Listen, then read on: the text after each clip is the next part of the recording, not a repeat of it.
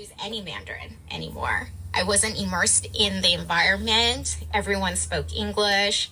I was in school or I was working, so there wasn't so much time to practice. When I had my kids, that's when I realized I really need to brush it up. Chang says she wanted her daughter Ella, now 10, and son Lucas, who's 7, to have a relationship with their grandparents in Taiwan who primarily speak Mandarin. Through FaceTime, if we didn't have a language to build upon, then it would just be staring in the screen at each other.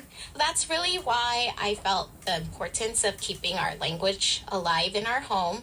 A lot of the things that I do, see, say, eat are very cultural to my hometown.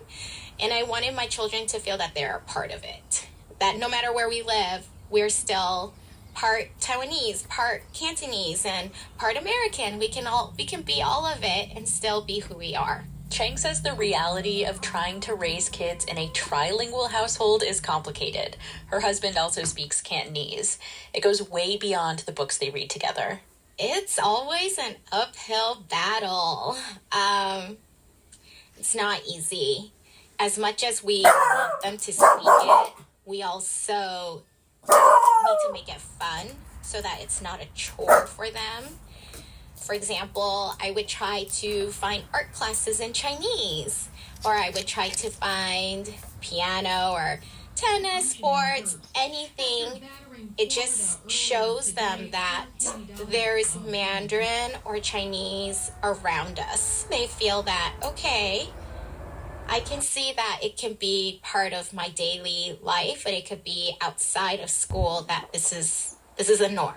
Biddy Bao has published more than a dozen board books since 2020. The stories are written in English, simplified, and traditional Chinese characters. Co-founder Lacey Bernard illustrates the books with handmade paper-cut art. There's one where boba drinks with these little faces illustrate different emotions. I feel like I even learned something about my feelings when I read it. Chang says her kid's favorite book, though, is the one they helped create. The Taipei book is basically a scrapbook of them and my parents, their grandparents, exploring Taiwan together, and those were the destinations that they picked out.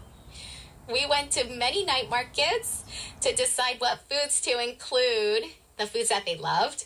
It's fun to have this journey with my kids and to show them that, what we do brings joy to other people. They're not alone, and it makes them feel more proud. That was Lulu Chang, co-founder of local children's book publisher Biddy Bao.